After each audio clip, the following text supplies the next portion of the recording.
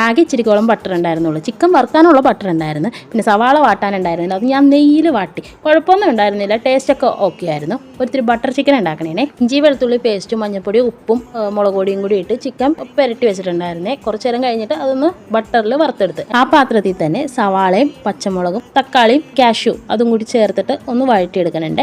എന്നിട്ട് ഇഞ്ചി വെളുത്തുള്ളി പേസ്റ്റും കൂടി ഇട്ട് കൊടുത്തിട്ടുണ്ട്. എന്നിട്ട് തക്കാളി ലാസ്റ്റാണ് ഇട്ട് കൊടുത്തത്. അതൊന്ന് വഴന്ന് വന്നിട്ട് എന്നിട്ട് അത് മിക്സിയിൽ ചൂടാറി കഴിഞ്ഞപ്പോൾ അരച്ചെടുത്തിട്ടുണ്ട്. ആ ചീനച്ചട്ടി തന്നെ ഒഴിച്ചിട്ട് ഒരിത്തിരി ടൊമാറ്റോ സോസ് ഒഴിച്ചിട്ടുണ്ട്. പിന്നെ ആ ചിക്കൻ വറുത്തില്ലേ അതും കൂടി ഒഴിച്ചു കൊടുത്തിട്ടുണ്ട്. പിന്നെ ഇപ്പോൾ ചേർത്ത് കൊടുക്കുന്നത് ഒരിത്തിരി ഫ്രഷ് ക്രീമാണ്.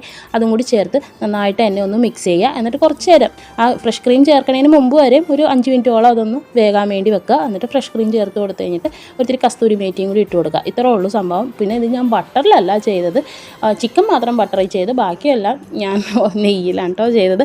ഇന്ന് രാത്രി ഇതും ചപ്പാത്തിയുമാണ്. ടേസ്റ്റിനൊന്നും ഒരു കുഴപ്പമൊന്നുമില്ല, ബട്ടർ ചിക്കൻ്റെയൊക്കെ തന്നെ ടേസ്റ്റ് ഉണ്ട്.